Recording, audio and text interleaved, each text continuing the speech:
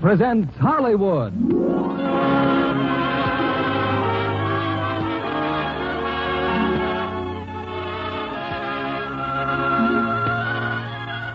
Lever Brothers Company brings you the Lux Radio Theater, starring Judy Garland, Margaret O'Brien, and Tom Drake in Meet Me in St. Louis. Ladies and gentlemen, your producer, Mr. William Keighley.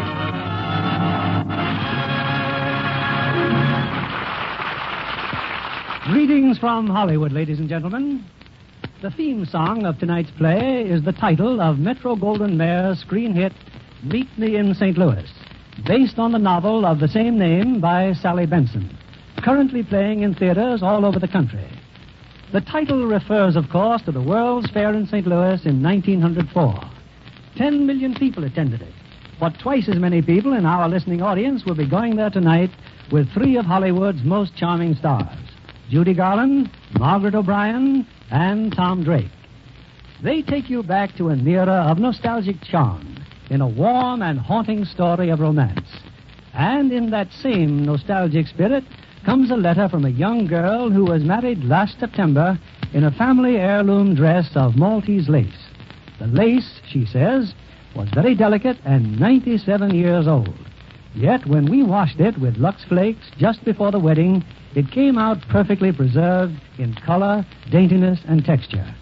We were astonished that a lace so old and delicate could be so beautifully restored. To Mrs. T.A. Gunderson, the bride, our heartiest thanks, and our sincere best wishes for a happy future with Lux Flakes. On to Act One of Meet Me in St. Louis, starring Judy Garland as Esther, Margaret O'Brien as Tootie, and Tom Drake as John, with Gail Gordon as Alonzo.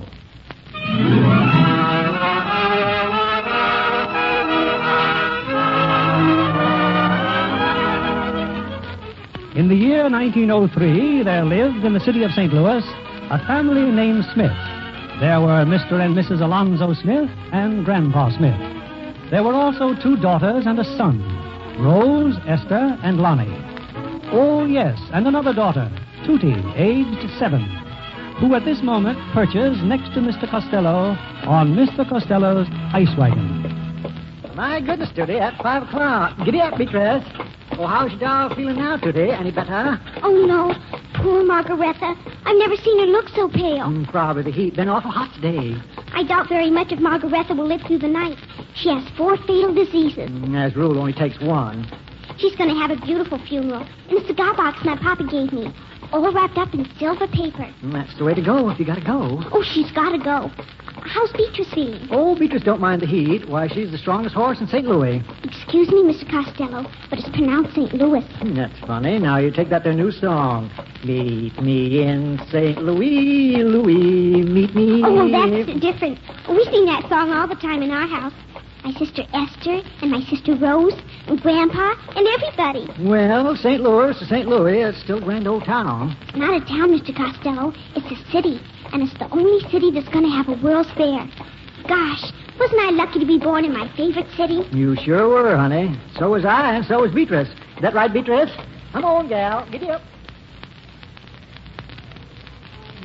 Me in St. Louis, Louis, meet me at the fair. Don't tell me the lights are shining any place but there. We will dance the hoochie coochie. You will be my tootsie wootsie if you will meet me in St. Louis, Louis. Meet me at the fair. Come on, Rose, and sing. Meet me in St. Louis, Louis. Meet me at the fair. Don't tell me the lights are shining any place but there. Oh, hello, Papa. Did you just come home, Papa? The fair won't open for months. That's all everybody talks about or sings about. Where's Mama? Here I am, dear. Well, did you have a nice day, Alonzo? I had a terrible day, Anna. I lost the case. Oh, dear. Oh, well, Papa, if losing a case depresses you so, why don't you give up law and go into some other business? All right, Esther, I will. Beginning tomorrow, I intend to play first base for the Baltimore Orioles. Right now, I'm going to soak in a cool bath for 1 solid hour. Oh, but that's impossible, Papa. Katie's serving dinner in 5 minutes. 5 minutes? Alonzo, we planned on eating an hour earlier tonight. I'm taking a bath. Oh, Rose, dear, I'm so sorry. Well, it's nothing to upset the entire household about. Warren Sheffield, a Yale man, is going to telephone you at 6:30, and you say it's nothing. Rose, the telephone's in the dining room. You certainly don't want the whole family sitting there drinking in every word when a man proposes long distance. I don't see why you assume Warren is going to propose to me. He's calling from New York. Do you know what that costs? Now, I think that's just about enough of this. Now, where's Tootie? Oh, she's delivering ice with Mr. Costello. No, she came back a few minutes ago. She's in the backyard burying her doll. Well, call her in and see that she gets washed. And Lonnie. Lonnie! Now, don't you worry, Rose, dear. Everything will work out. Well, Mama, it's 6:30 and Papa isn't down yet. He will be. Tootie! Grandpa! Lonnie, come on, dinner! Has he telephoned yet, Rose? Grandpa, I'm not in the least concerned whether Mr. Sheffield calls or not. I suppose Warren's too young, huh? Every fella I introduce her to is too young. Now, listen, children. Your father will be right down. If we eat dinner quickly, we may be finished by the time... Oh, now I remember. Now I remember where I left my other roller skate. On the staircase. I hope I haven't held you up. I was just taking a little ride before dinner. Tootie, is this your roller skate? Yes, Papa. Thank you. You're welcome. And remind me to spank you after dinner. Yes, Papa. Ah, soup. Don't blame me if it's cold, Mr. Smith. Oh, Katie. So's the corned beef. No, it's fine. Delicious. Well, what's the matter with everybody? Eat your soup. Rose, let me get it. Telephone. What are you all jumping for? Sit still. I'll answer it.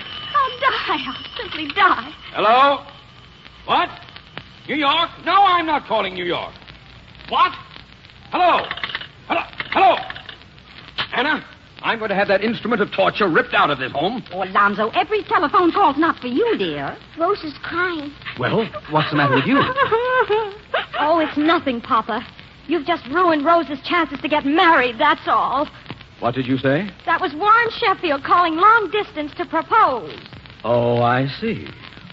Tootie, did you know there was a long-distance call coming to this house? You know what, Papa? The Iceman saw a drunkard get shot yesterday, and blood spurted out 3 feet. Answer yes or no. Yes. Lon? Grandpa? Anna? Well, and just when was I voted out of this family? Oh, Alonzo, really now... My eldest daughter is practically on her honeymoon, and everybody in St. Louis knows about it but me. Well, from now on, I'll handle all telephone calls to this house. But, Papa... Nobody answers the phone but me. But I... Thank you. Rose, answer the telephone. Thank you, Papa. Hello, Warren? How are you? Oh, I'm fine, Rose. How's St. Louis? What did you say? I said, how's St. Louis? Oh, it's fine. Fine. Can you hear me? Oh, yes, I can hear you The fine. whole neighborhood can hear you. Well, What did you say, Warren? nothing. Nothing. I was waiting for you to say something. Oh, Rose, I hope you won't misunderstand what I'm going to tell you. yes. Well, I don't think you should mention this call to your family. Why not? Well, because there'd be H to pay if my family ever found out I called you long distance. Oh, he said there'd be 8. My family's here, and they don't think anything of it. Well, I'd better not waste any more of your time or money. Rose, I've still got 35 seconds. Never mind. Well, Rose, I'll write to you as soon as I hang up. Well, that'll be very nice. Goodbye, Warren.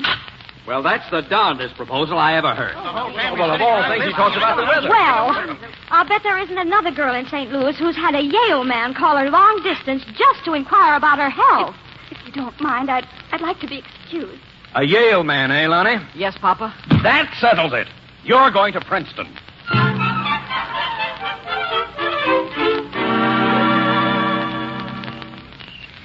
Oh, it's nice just sitting on the front porch, isn't it, Rose? I just love a summer night.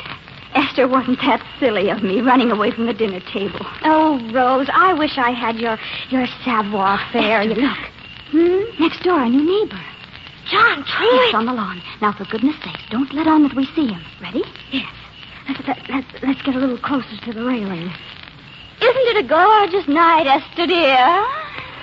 Heavenly, Rose, just heavenly. He smokes a pipe. I understand they're having a fashion pavilion at the fair. Isn't that exciting? I shan't be at all surprised if Joe insists on taking me to the fair every single night. Joe's so overpowering. Oh, prunes. Huh? Well, look, he just walked back into his house. Oh. It's not very neighborly, I must say. Well, he's only lived here 2 weeks. You can't expect him to fling himself at you. How am I going to meet him? I know. I'll get George Briggs to bring him over here to Lon's going-away party. Oh, Rose, could you? Of course. Let me get some stationery. We can write the invitations right now, tonight. He didn't even notice me. What if he can't come to our party? What if he's got a girl? The moment I saw him smile, I knew he was just my style. My only regret is we've never met, though I dream of him all the while. But he doesn't know I exist, no matter how I may persist. So it's clear to see there's no hope for me, though I live at 5135 Kensington Avenue, and he lives at 5133. How can I ignore the boy next door? I love him more than I can say. Doesn't try to please me, doesn't even tease me, and he never sees me glance his way. And though I'm heart sore, the boy next door affection for me won't display. I just adore him, so I can't ignore him. The boy next door.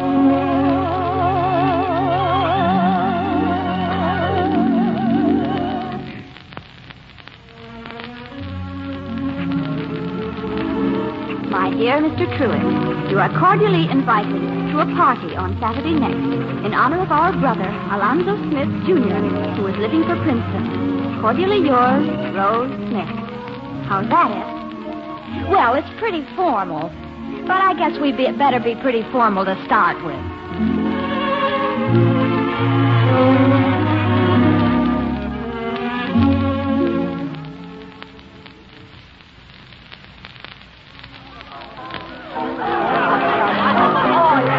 So you think Princeton's all right, John, huh? Oh, Princeton's a peach of a school. A peach of a school. Well, that's where I'm going. Oh, Esther.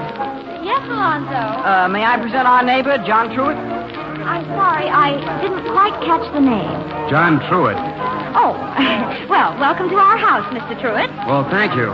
You know, this is the first party I've been invited to since we moved to St. Louis. Oh, do you live here? Well, of course he lives here. Right next door. Oh, well, that's where I've seen you. I thought you looked familiar.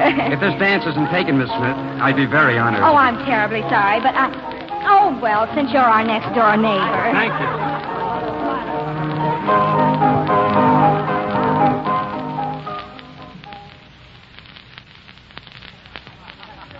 If anyone would like some fruit punch, it's there in the dining room. Oh, Miss Esther, Yes, Mr. Truitt. there's a mouse in the house. Look, on the hall stairs. Why, Tootie Smith, why aren't you asleep? There was too much noise down here. Noise? We've just been dancing and singing. I want to sing, too. Well, all right, just one song. Now, what would you like to sing, darling? Baby's Boat, or did you ever see a rabbit climb a tree? Or... Oh, I hate those songs. I want to sing a new one. I was last night, dear mother. Well, you can't sing that. Oh, do let her. She's such a sweet little thing. Sweet. She's a little hoodlum. Oh, well, all right, go ahead, Tootie. I was drunk last night, dear mother. I was drunk the night before. But if you'll forgive me, mother, I'll never get drunk anymore. Tootie, you're a very bad little girl. It's really Lon's fault, Mr. Truitt. He teaches her those things. Now, Tootie, you scoot right up to bed this instant. Rose, dear, might we have some dance music, please?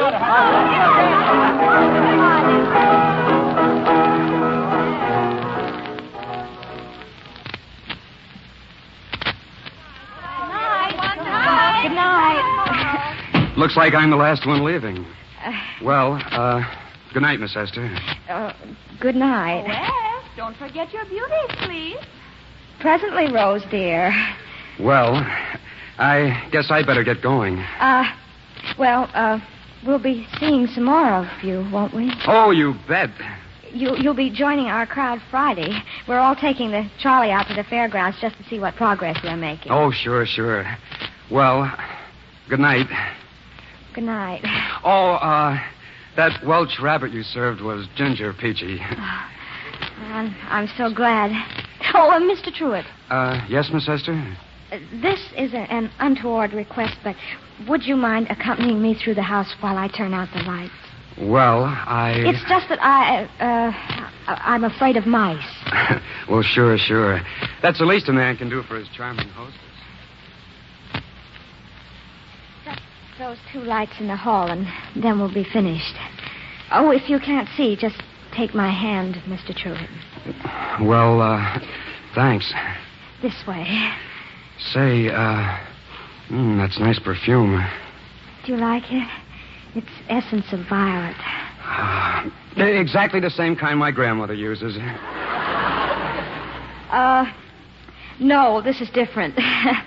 Well, here's the hall. Hadn't we better save those lights for your folks? Well, I'll just turn them down dim. There. My, it's certainly dark in here with the lights off, isn't it? Gosh, Miss Esther, I hope I'm not too presumptuous, but you don't need any beauty sleep. Oh, what a nice thing to say. Oh, this has been a great evening. I'll never forget it. Do you mean that? Yes, I do.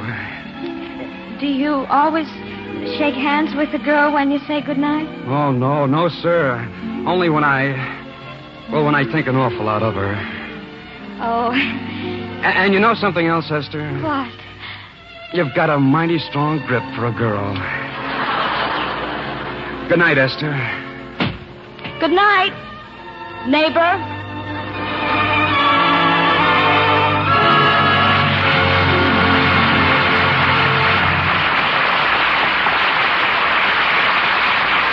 Judy Garland, Margaret O'Brien, and Tom Drake will return for Act Two of Meet Me in St. Louis in a moment. Say, Libby, a boy wants to know whether his girl will like him better if he becomes a great dancer like Fred Astaire or a famous crooner like Bing Crosby. Well, why not tell him to see Paramount's new picture, Blue Skies?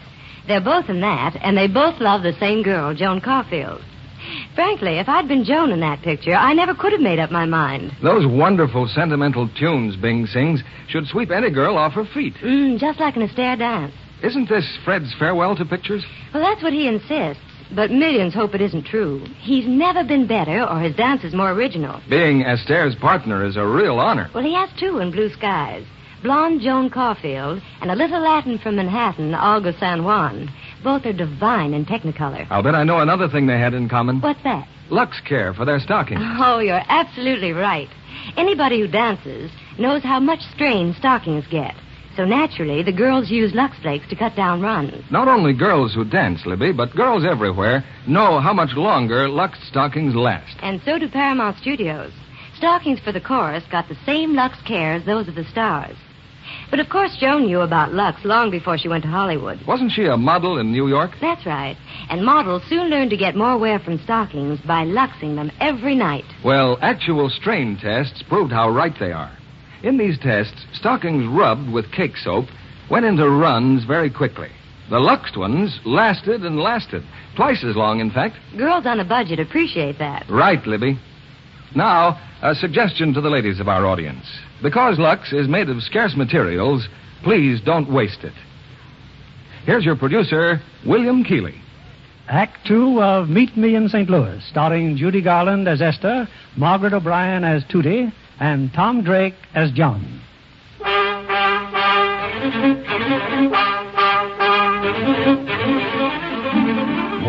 Friday's come, and with it, the trolley ride to the fairgrounds. Now take a trolley, fill it with boys and girls, and sooner or later, somebody's singing.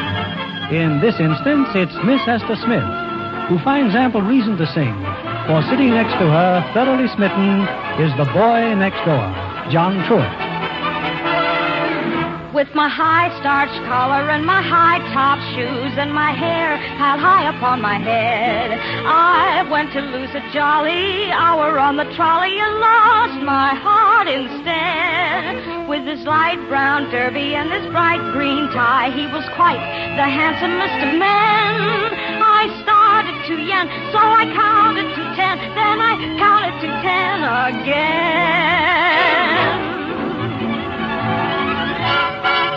Clang, clang went the trolley. Ding, ding, ding went the bell. Zing, zing, zing went my heartstrings. From the moment I saw him, I fell. Chug, chug, chug went the motor. Bump, bump, bump went the brake. Thump, thump, thump went my heartstrings. When he smiled, I could feel the car shake. He tipped his hat and took a seat. He said he hoped he hadn't stepped upon my feet. He asked my name, I held my breath. I couldn't speak because he scared me half to death. Buzz, buzz, buzz went the buzzer. Flop, flop, flop went the wheels. Stop, stop, stop went my heartstrings. As he started to go, then I started to know how it feels when the universe reels. The day was bright, the air was sweet. The smell of honeysuckle charmed her off her feet. She tried to sing, but couldn't speak. In fact, she loved him so she couldn't even speak. Buzz, buzz, buzz went the buzzer. Plop, plop, plop went the wheels. Stop, stop, stop went my heartstrings. As he started to leave, I took hold of his sleeve with my hand, and as if it were planned, he stayed on with me, and it was grand just to stand with his hand holding mine till the end of the line.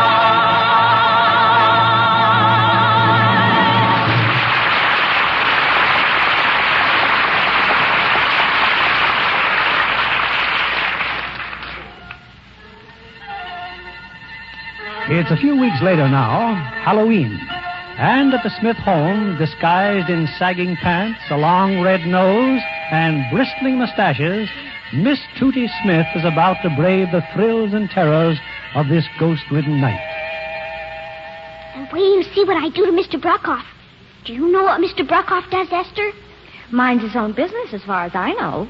He buys meat and poison, and then he puts it all together and kills cats. Thousands of cats. And when he's not killing cats, he beats his wife with a red-hot poker. My goodness. Glennie Travis told me. Are you going out with Glennie and the rest of those ragamuffins? They're all down at the corner. They got a big red bonfire. That's so the banshees will know where to come. And I'm going to go and... Oh, dear. Oh, don't be afraid, Mama. It's only me. Oh, why, I thought some horrible ghost had come into the house. Oh, I'm horrible, all right. I was murdered last week in a den of thieves. Well, here it is, Tootie. Here's your flower. Thanks, Grandpa. You wouldn't catch me out on a night like this for $1 million. Well, why not? Too many terrible spirits roaming around. Grandpa. Oh, go on, Tootie. It's Halloween. I just hope I get back to my bed and board all right. If you wet the flower before you throw it, it's harder for the victims to get it off. Well, goodbye. Goodbye, everybody. Well, all right, everybody. I guess we're all ready to go. I'm ready to We'll put your beaver hammock on the front porch. And would the children please bring it back after they're through stealing it? Maybe we will and maybe we won't. Anyway, you ain't coming. Why not? 'Cause you're too little, Tootie. Hey, who's going to take the Brokoff's house? Not me. Mr. Brokoff's got a great big beard. And a great big bulldog. And he poisons cats and beats his Oh, wife. Tootie, why don't you go home? Well, somebody's got to take the Brokoffs. I'll take them. I'll take the Brokoffs. Tootie, you go on home till you grow up. I won't go home. I won't. I'm going to take the Brokoffs. I'll torture them good and pull their roof down. Well, you got some flour? Yes. Just remember, if you don't hit Mr. Brockhoff in the face with a flower and say I hate you, the banshees will haunt you forever. They will? Well, what do you think? Well, here I go. And come back when your mission is over. We'll be meeting here around the fiery furnace. Oh, Lordy, I sure wish Esther was here. I can't do it. I can't. I'm too scared. Well, what do you want? Don't try to run away. Yes, Mr. Brockhoff. Did you ring my doorbell, Ghost? Yes, sir. Well, go on. Throw the flour on me. Oh, all right. Some more. On my beard. Yes, sir. Now say it. Say it. I hate you, Mr. Brockhoff. That's fine, Tootie. Good night, dear. I'm the most horrible of everybody.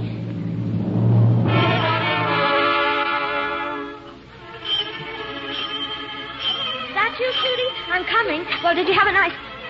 Why, Glennie. Esther, you better come quick.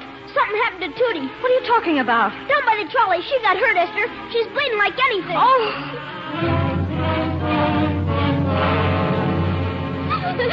Esther, did you get Pop on the telephone? No, Mama. They said he just left. Tootie's lip, Mama. It's all cut. Oh, good heavens. And a tooth knocked out. Oh, Katie, another compress. There, darling. Everything's going to be fine. He tried to kill me. Why, Tootie. She must mean the streetcar. I think it hit her. It wasn't the streetcar. It was John Truitt. Oh, John no. Truitt? John Truitt? He was going to kill me. That's how I got hurt. When I screamed, he ran away. Tootie Smith, that's a monstrous falsehood. Now, wait a minute, Tootie. What's that in your hand? Why, it's some strands of hair. Yes, and I don't think it's Tootie's. I yanked it out of his head. He tried to kill me. Brown hair. John Truitt has brown hair. Excuse me. Oh, is that you, Esther? Oh, hello, Esther. John Truitt. Yes? Hey, wait a minute. I've come here to ask you something. Hey, cut it out, Esther. The next time you Hey, pick on cut it somebody, out. pick on somebody your own size, what do you mean hitting a 7-year-old child? Esther! If there's anything I hate, loathe, despise, and abominate, it's a bully!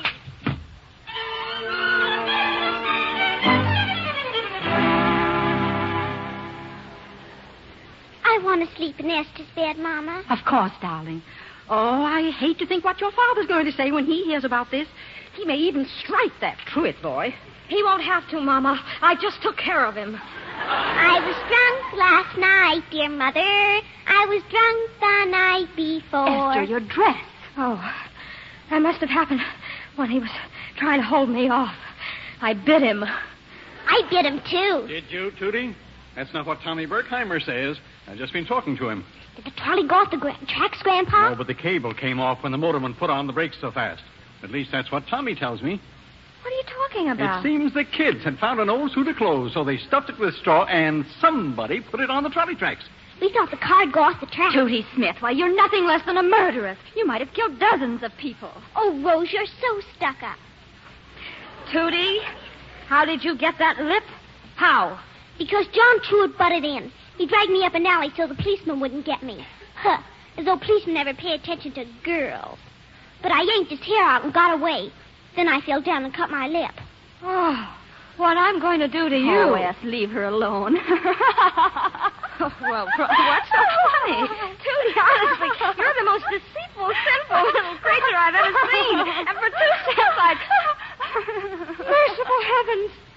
John!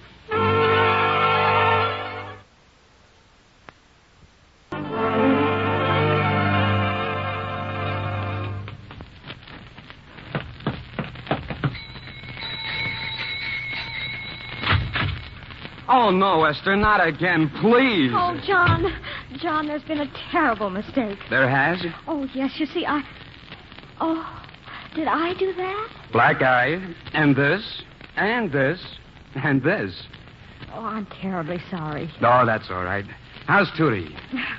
She'll live. Oh, John, it's awfully nice of you to accept my apology. Well, if you're not busy tomorrow night, could you beat me up again? Yeah, well, I guess I better be getting home. Oh, before you go, would you mind helping me turn out the lights? I'm afraid of mice. looks like most of the lights are out. Wouldn't take a minute to turn them on again. Well, wouldn't that be kind of wasting a minute? Yeah. Yeah, I guess it would, Esther. Oh. You know, you've got a mighty strong grip for a boy.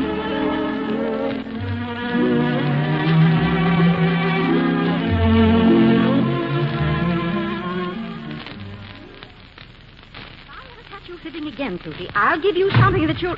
Oh, Esther, dear, I hope... Why, Esther, is there something wrong? Yes, Mom. Roses are red, and John's name is Tulips. Esther's a love, and we always knew it. Mama, can't you make Tootie stop? This where the Smith family lives? Why, hello. Come on in. Hello. Oh, home, Papa. I almost got killed. We stopped the trolley, and I lost my tooth, and Esther bit John through it. Anna. Tootie fell, dear, and cut her lip. She's fine. Oh, that's a brave little girl, Tootie.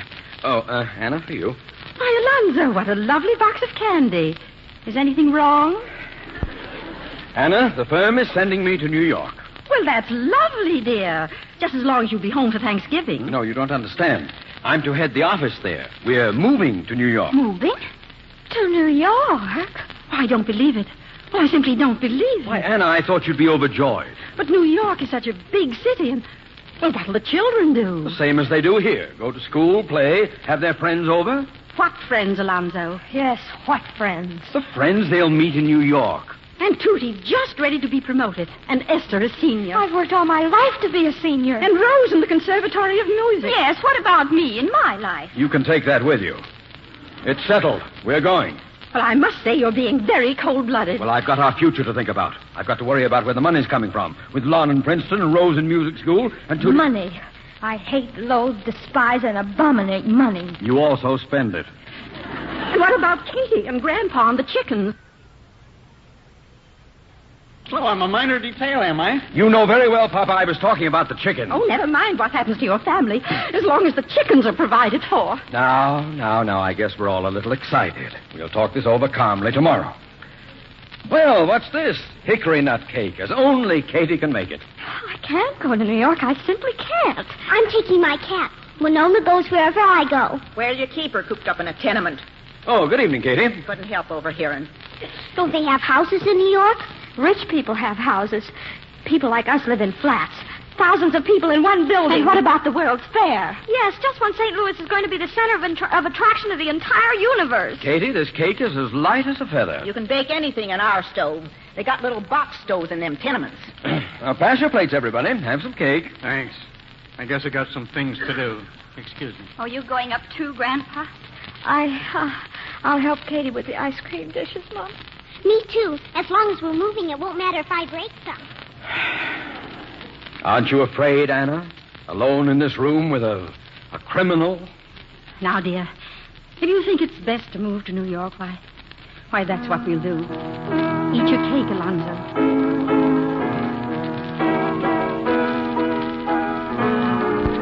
It's good to hear you play, Anna.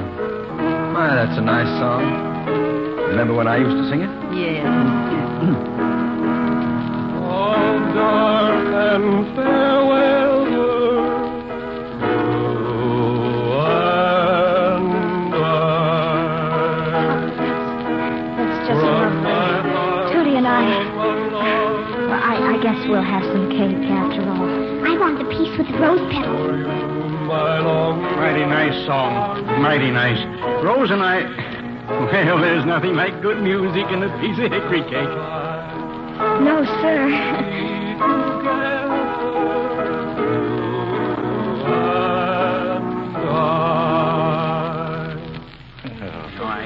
has a good voice. And you know, I'll bet New York is going to be just fine.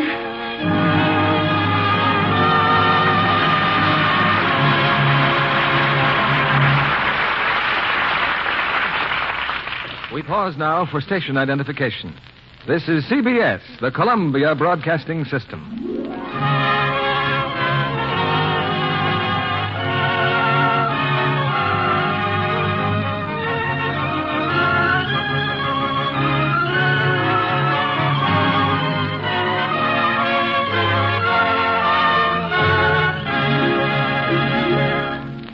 Act 3 of Meet Me in St. Louis, starring Judy Garland, Margaret O'Brien, and Tom Drake, will follow in a moment. Our guest tonight, blonde, blue-eyed Lola Deem, came to Hollywood from Akron, Ohio, by way of Chicago. When MGM saw the screen test she made there, they lost no time in getting her to the coast. I understand you're studying hard, Lola. I am, Mr. Keeley, but I'm having fun, too. Such as? Oh, watching pictures being made and seeing as many previews at the studios as possible. That's where I saw The Yearling, Metro-Goldwyn-Mayer's new Technicolor picture, which people are talking about for the Academy Award. A superb example of fine acting and photography. And how I envy Jane Wyman in her role opposite Gregory Peck. Oh, a Gregory Peck fan, eh? Who isn't? And Claude Jarman, Jr. is so appealing as Jody with his pet fawn. Well, it's often the details that count in making a successful picture, Lola. For instance, the company spent months in Florida to make each sequence in The Yearling true to life. Tell me, Lola, do you have any special rule for success? Yes, Mr. Keeley, to profit by experience. And I'm doing that right now. How is that, Lola? Well, when I was working as a radio receptionist back east, I found that good grooming was important. So, naturally, I used Lux Flakes. You see, I was on a budget, and I saved a lot by wearing blouses and sweaters I could Lux myself. They always looked wonderful. Hollywood studios feel much the same way about Lux, Miss Dean. They've discovered by actual experience how safe it is for colors. So they make it a rule to use Lux Flakes for everything washable. Well, I do, too, but I wish I could find more Lux in the Hollywood stores. Well, the materials they need to make Lux are scarce. But it's wise to keep on trying. Smart girls like yourself don't risk spoiling nice things with a strong soap, because they know washing things the wrong way can fade colors easily. Tests on all sorts of fabrics prove that. There's no doubt about it. Lux things do stay smart longer. Thank you for coming tonight, Miss Lola Dean. We return you now to William Keeley. Act 3 of Meet Me in St. Louis, starring Judy Garland as Esther, Margaret O'Brien as Tootie, and Tom Drake as John.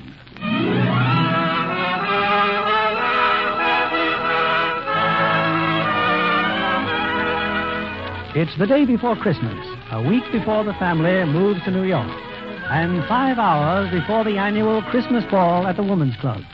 And Alonzo Smith, Jr., home from Princeton for the holidays, has a problem. Oh, Lonnie, you needn't be so grouchy just because Lucille Ballard doesn't think you're good enough to take her to the dance tonight. A girl has a right to go to a dance with anyone she wants. I just didn't ask her soon enough. Everyone knows Miss Ballard is just an Eastern snob. Well, you're in a fine mood. All because Warren Sheffield asked her instead of you. That's not true. Rose could have had any man she wanted. Except Warren Sheffield. Everyone knows that Lucille Ballard is just throwing herself at Warren because of his father's money. Now, that's what I call real Christmas spirit. Now, just a minute, Katie. Didn't it ever occur to you that you might take your sister to the dance? My own brother? I'd be the laughing stock of St. Louis. Well, thank you. Oh, Katie's absolutely right. Oh, Lon, it's our last dance in St. Louis, and it'd be tragic if either of you missed it. It's all right for you to talk. You have a date, a real one. Well, Rose, if I didn't have a date with John Truitt, which I have, I'd be thrilled to go with my own brother. Well, I'd be willing, Rose. I mean, I'd be glad to. You would? Why, you two will have the best time of anybody. You won't even have to be polite to each other.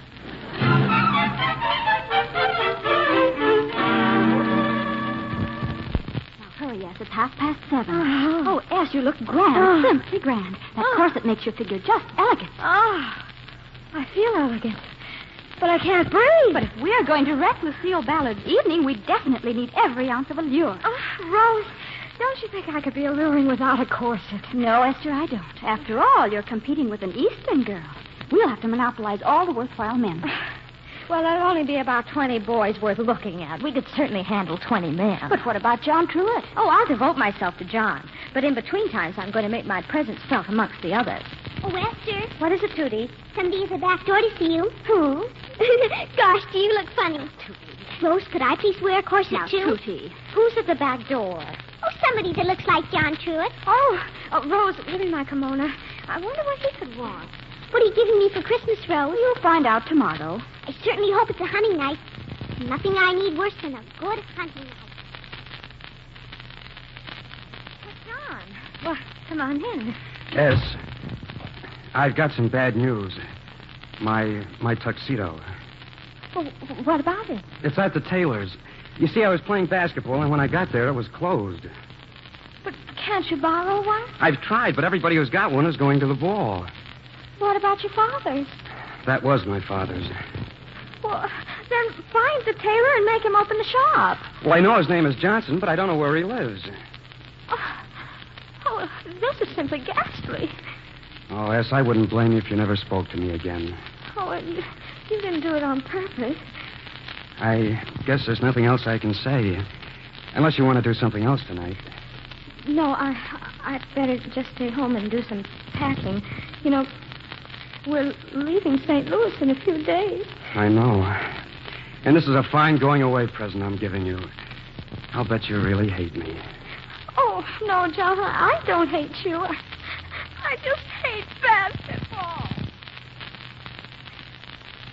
It'd be awful, Esther. I wish I were dead, that's all. Well, there's only one thing to do. Lon will have to take both of us. You don't think I'm going to the smartest ball of the season with my own brother, do you? What's that? You wanted me to go with it. You didn't have a date. But I can't handle 20 men alone. I admit it. Did you ever stop to think of what people would say? Come in, Grandpa. You know, the man that built this house cheated your father. The walls are thin as paper. Oh, Grandpa. Now. Esther, it's a funny thing. I took my tuxedo out of the mothballs only yesterday. Looked pretty good, too. That suit of mine does the greatest one step you ever saw. Grandpa, are you actually... What's this Tootie says about your not going to the dance? Who says I'm not going? Of course I'm going. With the handsomest man in town. Madame, I'll pick you up at 8.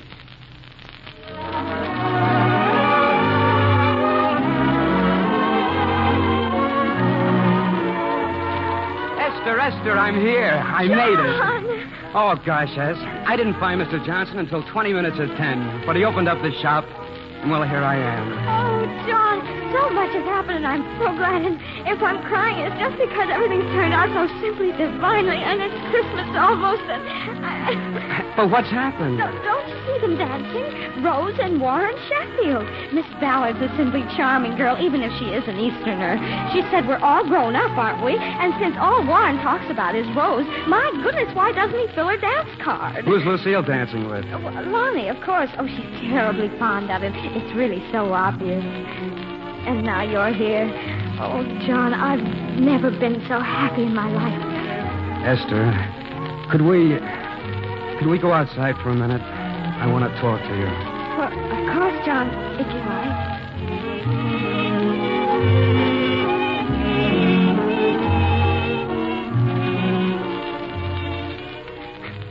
Oh, I wouldn't have said it, Esther, if I thought it would make you cry again. Are you sure you're warm enough? Oh, I've imagined you saying it thousands of times, and I always planned exactly how I'd act. I never planned to cry. Well, at least you didn't laugh. Laugh? I guess I never asked a girl to marry me before. I guess maybe I was kind of... Oh, well... John, no one could have done it more beautifully. I'm very proud. Esther, will you? Oh, will you, Esther? Of course I will, John. Oh, gosh. Do you realize I might have lost you? A few more days and you'd have been gone. We might never have seen each other again. And now we're engaged. Esther, let's go home and tell your folks right now. Oh, no, not tonight. I'd rather just the two of us knew about it tonight. Now, we're not going to let them talk us out of it. After all, we are of age. Well, practically. John, even if it did go to New York, we could still work something out. Somehow. Couldn't we, John? Merry Christmas, John. Merry Christmas, Esther.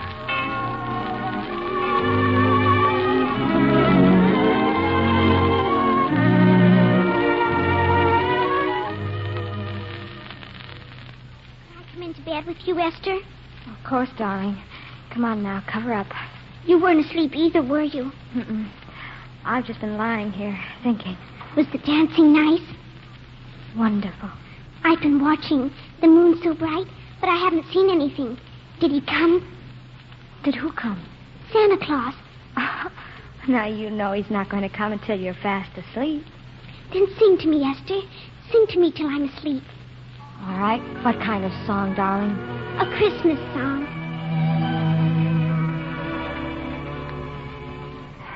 Have yourself a merry little Christmas. Let your heart be light. Next year all our troubles will be out of sight.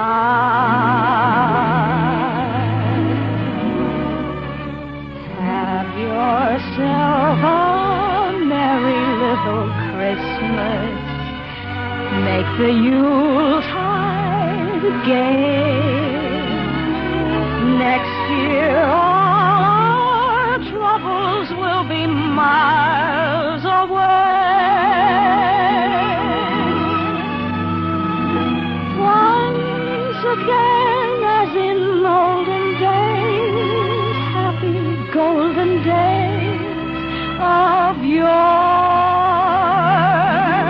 faithful friends who were dear to us will be near to us once more. Someday soon we all will be together, if the fates allow. Until then, we'll have to muddle through somehow. So have yourself a merry little Christmas now.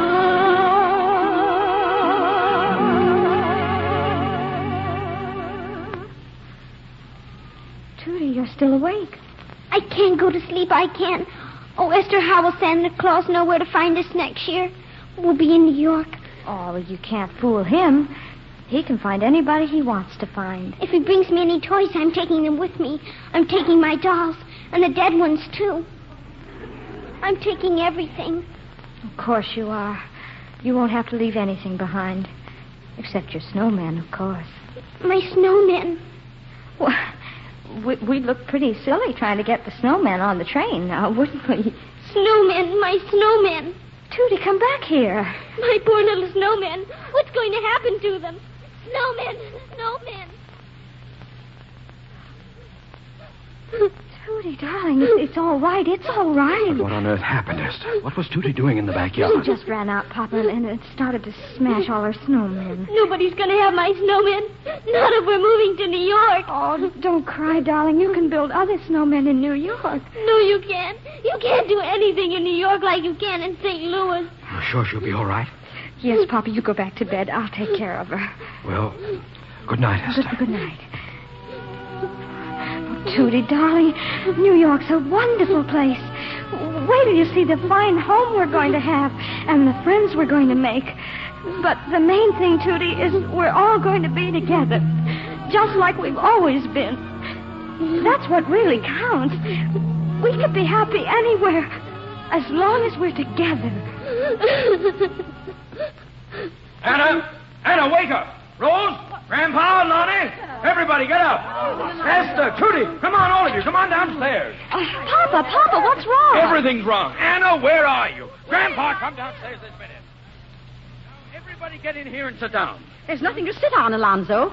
Nothing but packing boxes. Then come into the dining room. I've got a few words to say to this family. Well, what is it, for heaven's sake? Well, we are not moving to New York. And I don't want to hear a word about it.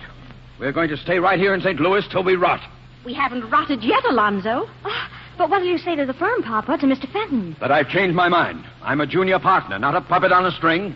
But New York, Alonzo, you did think it was a fine opportunity, didn't you? Well, I was looking forward to going, yes.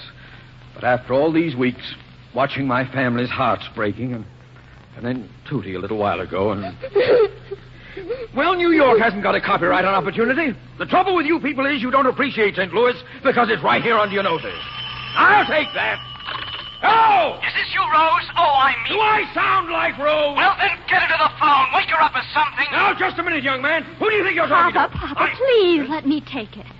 Hello. Rose Smith, I haven't slept a wink since I took you home from the dance, and I won't go on like this any longer. Warren. We're going to get married, and I don't want to hear any arguments. Now, that's final. Oh, I love you. Warren, Warren. Anna, who is that boy? Do you know? Alonzo, he's a very fine young man. Now, we'll talk about it later. Oh, Rose, darling, you handled the whole thing magnificently. He's just putty in your hands. Well, I hope you'll be very happy, Rose. And sometime, if you can arrange it, I'd like to meet that young fellow. Papa, Mama. If Rose is going to get married, maybe we better open up her Christmas presents now. You little faker. It's your presents you're after. He's been here, Santa Claus. Well, of course, in the living room. Oh, good heavens, it's Christmas morning. Papa, you've given us the nicest Christmas anybody could ask for. We're staying in St. Louis. Good morning, Mr. Costello. Morning, Today. Going to help me deliver ice today? Today? Do you know what today is? Sure do. First day of May, 1904. It's Fair Day, Mr. Costello. Today's the day the World's Fair opens. My family's going, and Papa says we're not coming home till they throw us out. Is that a fact? Well, gee up, me dress. But don't you worry. I'll help you deliver ice tomorrow.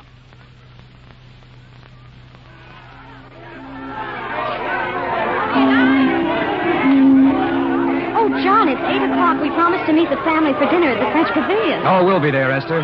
I just didn't want you to miss this. Miss what, John? The electric lights. Look, Es, they're turning them on. Oh. Here they come. Oh. John, it's just breathtaking. I never dreamed anything could be so beautiful. Imagine there's never been anything like this in the whole world. That's right, Es. There's nothing like this. And no one like you. Just think of all the things we'll have to tell our kids someday. I wonder if they'll believe it, John. I can hardly believe it myself. You and a World's Fair right here where we live. Right here in St. Louis.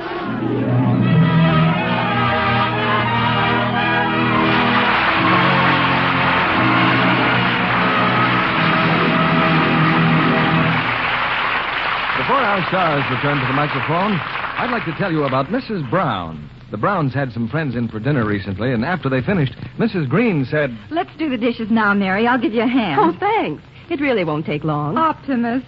But I always say you can talk just as well in the kitchen as anywhere. Want me to wash? Oh, no, that's the easiest part. Who do you think you're kidding? Look at these dishpan hands of mine. Oh, I have LUX. You have? Where'd you get it? Down at the corner. Some came in while I was there the other day. Lucky. I haven't been able to get any lately. I guess you've just struck it wrong. We're all so sick of those strong soaps that LUX goes like hotcakes. Do strong soaps bother your hands, too? Do they? Why, mine looked worse than yours. But soon as I switched to LUX, they started getting better. Note that, Mrs. Green. Tests prove changing to Lux Flakes does just what Mrs. Brown says. It takes away that ugly dishpan redness. You'll begin to notice improvement in just a few days. Another thing, you have to use so much of that strong soap to get suds. I know. But you saw how little Lux Flakes I put in the dishpan. And look what rich suds they make. Those richer suds will actually go further, Mrs. Green. Do you know that ounce for ounce, Lux does up to twice as many dishes as other leading soaps tested? If I get my hands on a box of Lux Flakes, I'll go easy with it. I don't want to waste a spoonful. Yes, Lux is precious, Mrs. Green. Too precious to be wasted. Of course, you're disappointed when you can't find Lux Flakes right off. We're making as much as we can, but there just isn't enough to satisfy all our customers all the time. So please be patient and keep asking. When you do find Lux Flakes, you'll be delighted how soft and smooth they leave your hands, in spite of dishwashing. Here's Mr. Keeley at the microphone. Now that you've met them in St. Louis, we invite you to meet them as they are in real life. Tonight's delightful stars, Judy Garland, Margaret O'Brien, and Tom Drake.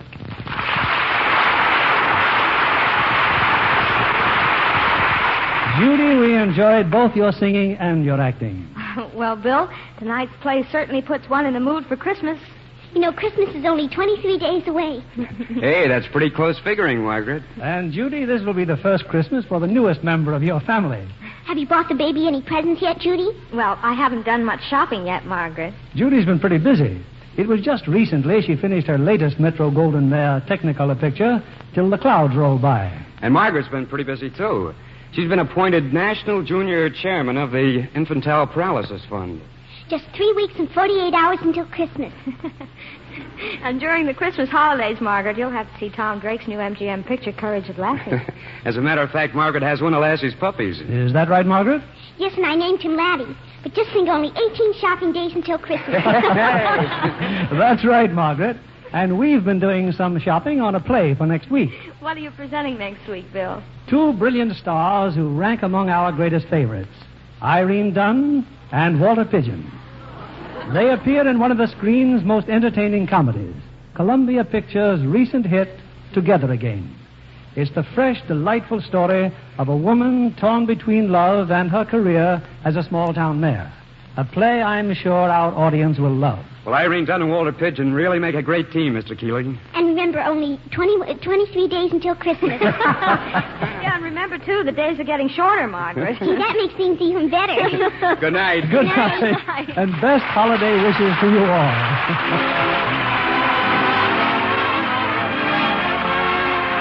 Lever Brothers Company, the makers of Lux Flakes, join me in inviting you to be with us again next Monday evening when the Lux Radio Theater presents Irene Dunn and Walter Pidgeon in Together Again. This is William Keeley saying good night to you from Hollywood.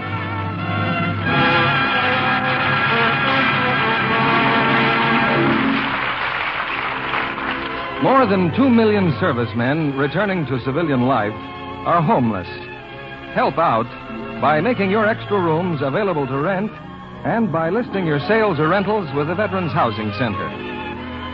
Judy Garland, Margaret O'Brien, and Tom Drake appeared by arrangement with Metro-Goldwyn-Mayer, producers of The Secret Heart. Heard in our cast tonight were Gail Gordon as Alonzo, Colleen Gray as Rose, Regina Wallace as Mrs. Smith, Norman Field as Grandpa, and Billy Roy, Noreen Gamille, Dick Ryan, Clark Gordon, Charles Seal, Truda Marson, Johnny McGovern, Joel Davis, Jerry Farber, Howard Jeffrey, and Lois Kennison. Our music was directed by Louis Silvers. This program is broadcast to our men and women overseas through cooperation with the Armed Forces Radio Service. And this is your announcer, John Milton Kennedy, reminding you to tune in again next Monday night to hear Together Again with Irene Dunn and Walter Pidgeon.